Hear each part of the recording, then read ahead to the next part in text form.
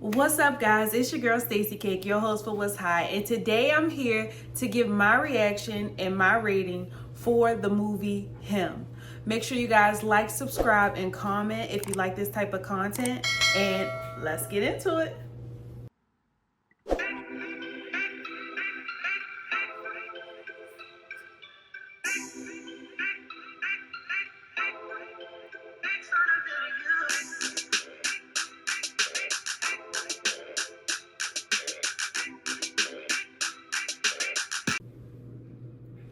So, Him.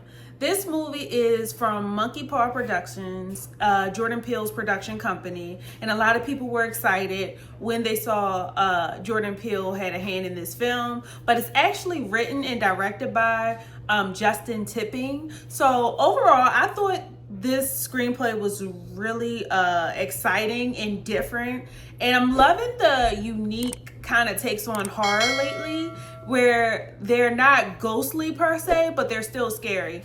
I kind of said this when I was watching during my review for Weapons. I kind of felt the same way.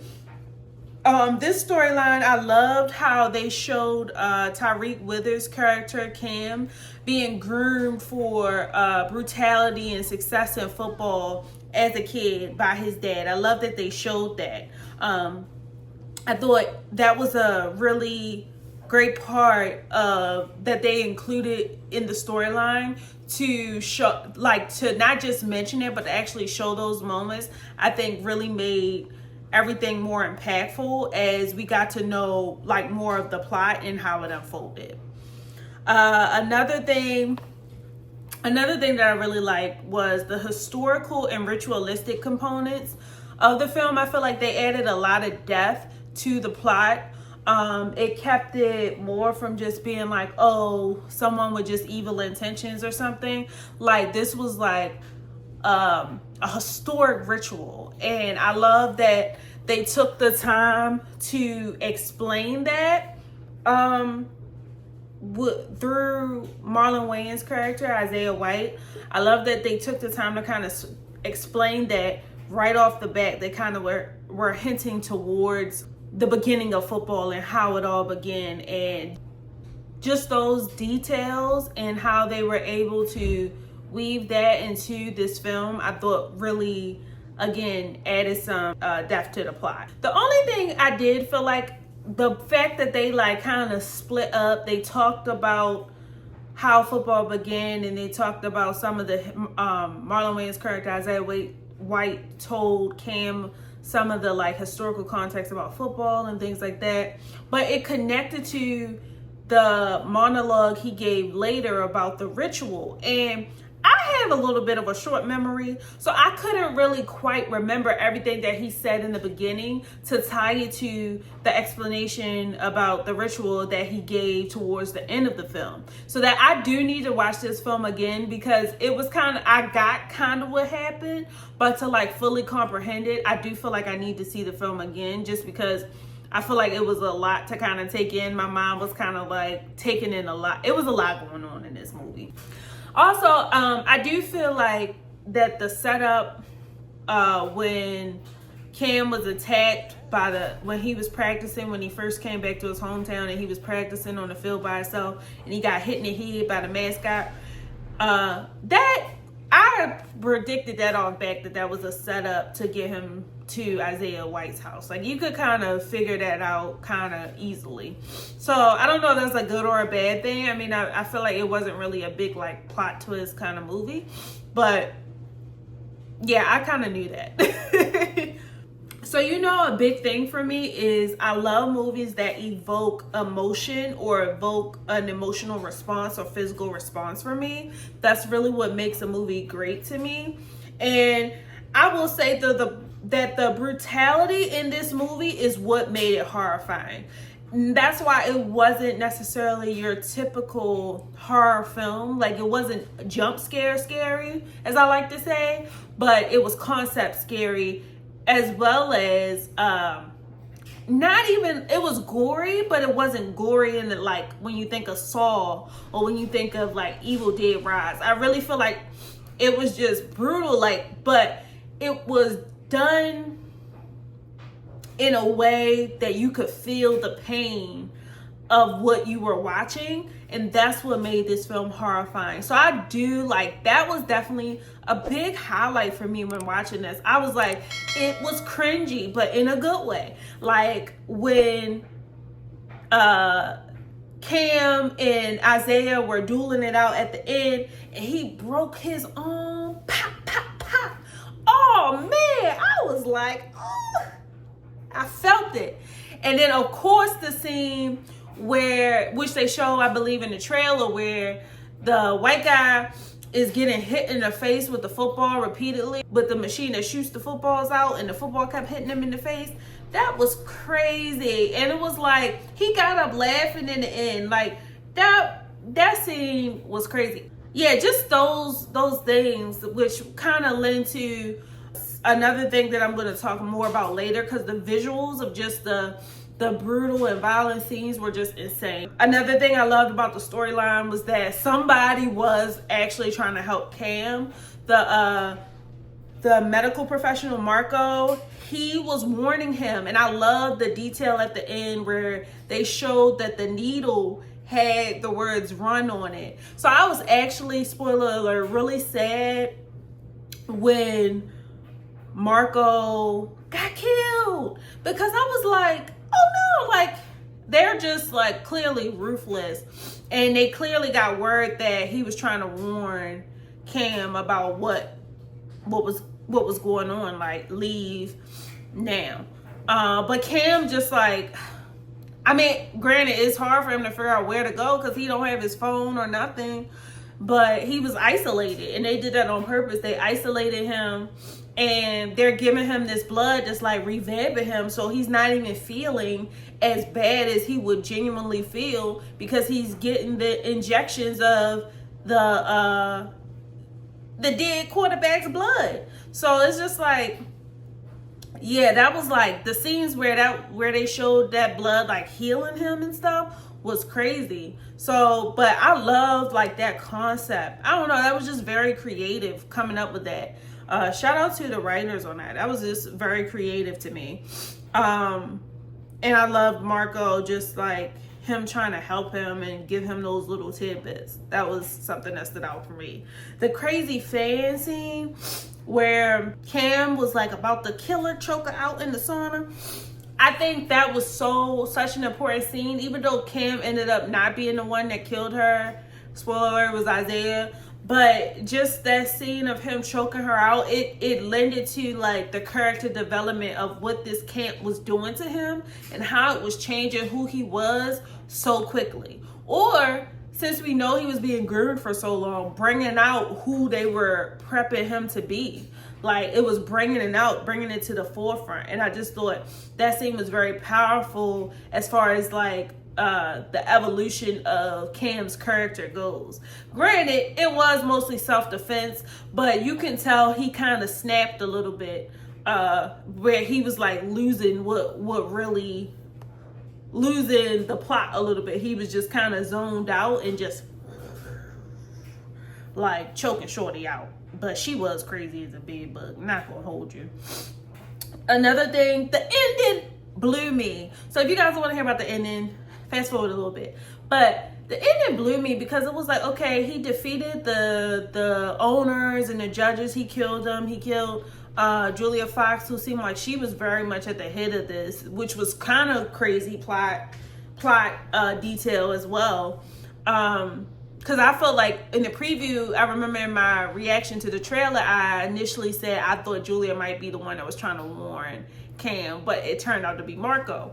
But yeah, her being the head of it was kind of crazy. So, because she did kind of was like, you sure you want to do this type thing? So her turning out to be the leader of like, sign this was crazy. But I don't know.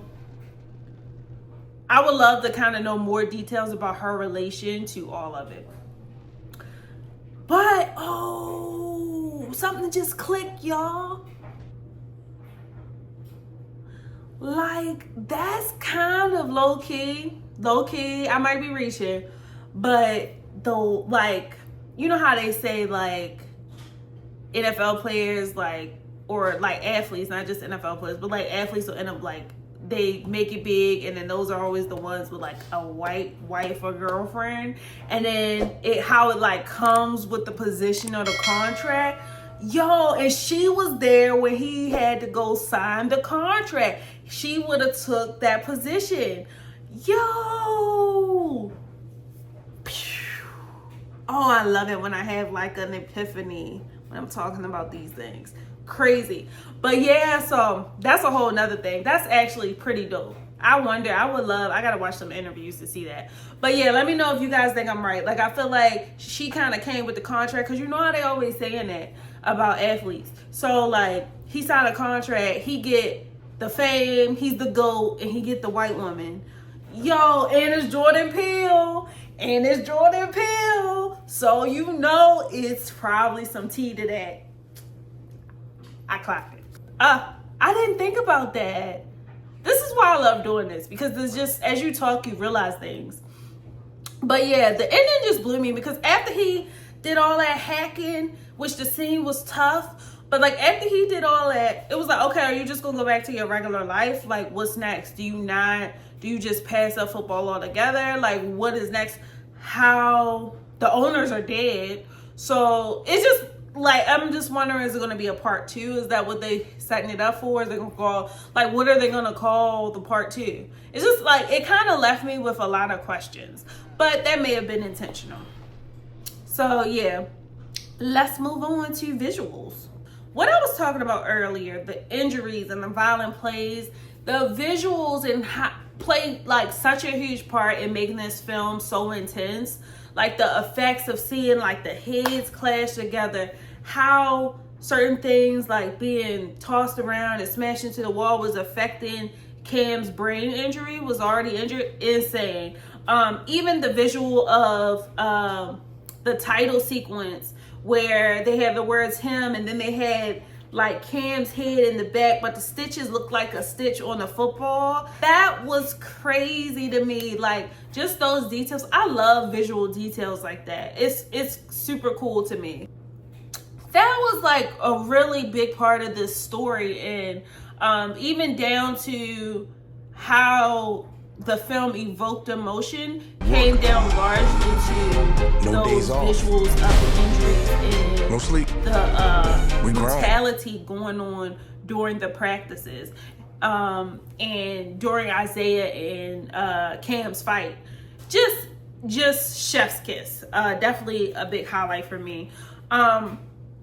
Setting wise, it taking place in a desert was really huge, because I think that was a good way to tie it to what happened historically, which Marlon Wayans' character Isaiah White was explaining in the beginning. He was explaining how football began with natives and all that, and so them being in the desert kind of lent to all of that. Like, it just felt like it was all connected in a way, and I think it was just it gave even a bigger sense of them being in the middle of nowhere with no help, and that something was off about all of this. It was just very very interesting. And the effects, the special effects with the hallucinations when Cam began to start seeing things, I thought that was like, it was trippy, so that was like memorable to me too, visually and just with special effects. I thought they did a great job.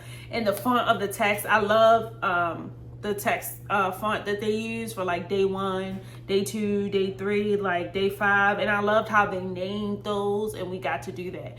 And I feel like the text on the screen is becoming more popular, because again, I'm noticing like these things, trends kind of in movies lately, and that's something like Weapons did too. So yeah, I liked it. And I think it keeps the viewer engaged as you're watching, because you're like, okay, we still on day 1, okay, we still on day 2, because he spent a week with Isaiah. Cam spent a week with Isaiah. The cast did a phenomenal job. Let's talk about the acting, and the actors and actresses did a phenomenal job. Obviously Tyriq and Marlon Wayans killed it. Their facial expressions, I love on day 5 when Cam was doing the press and he was talking about his dad and he was getting emotional. You could see the veins in his head and stuff. Like, they was doing some serious acting, and the up close of Marlon Wayans when he was coaching Cam and how into it he would get, or how manic he would get in certain situations with laughing and stuff like that. That was like, I love both of their delivery on camera for those roles. They ate it up. The crazy fan was like pretty cool too, like just to embody like so much like passion. I think she really did a great job. And Marco, I loved him. Like, he had a very like good role to me, and I think he delivered and he fit. And I just liked his character overall, and I feel like the actor did a great job. So yeah, those are my highlights for acting in this film. I keep thinking about the guy too who was running the football machine when it was hitting the white guy in the face. Like, them two did a great job too, because like when he got up laughing, that was like scary, like creepy, like what is going on? And I just think they both delivered those kind of like stoic kind of roles of like, this is normal, or this is like they're just like locked in or like hypnotized or something. It was very interesting for them to play that. And like, even when the blood splattered on the black guy's glasses, like those were just like highlights or very memorable for me watching it, those actors in particular. Other things I want to note about the film. So one quote that stood out for me was when Isaiah White was saying, when you are a God, there is no peace. And he talked about his priorities at one point. And you think he's listed his priorities. He said, you know how people say God, family, football? He was like, for me, it's football, family, God. And you think he's listing his priorities, but then later in the film you realize those aren't his priorities, those are his identity. And he's saying he is a God, he is football, and like the football team is his family. So I love just how the evolution of just even what he was saying and what those things meant to him, the attention to allow that to develop as the film went on, was just a great thing for me. I really enjoyed that. And I thought it was also amusing, the irony of the football team's name being Saviors and them singing Amen over a guy who Cam daggone near killed with a tackle. Like, them singing Amen and all that stuff, and the football team name being Saviors was just crazy. Like, and ironic, and they're doing like this satanic ritualistic practice, but their team is literally named the Saviors, and they're being so brutal. And like, who are you guys saving? You guys aren't saving anyone. You're hurting people, like hurting each other, literally. But yeah, I thought that was something else worth noting. And I also thought the crazy thing kind of about this whole concept is that they're making Isaiah White like train his competitor, train his replacement. That's actually insane too. Like, building him, like you're responsible for building up the person you have to battle. Like, that's not really an unbiased task. Like, what if I set him up to fail? that's just like, that's a little weird. But in this instance, Cam won, so I guess all is good, all is gravy. But yeah, I just like was left wondering, okay, like what next? But with all that being said, I thought it was a great film, and I'm going to rate this film a 4.5 flames out of 5. It was really good, and I do want to see it again. And I actually want to see this film by myself, but I would love to like watch this with a group of people and just see reactions and stuff, because the cringe factor was crazy on this film. So let me know what you guys thought of the film. Let me know what you guys thought of my review of the film, and make sure you guys like, share, subscribe, and comment for more. And I will see you guys next time.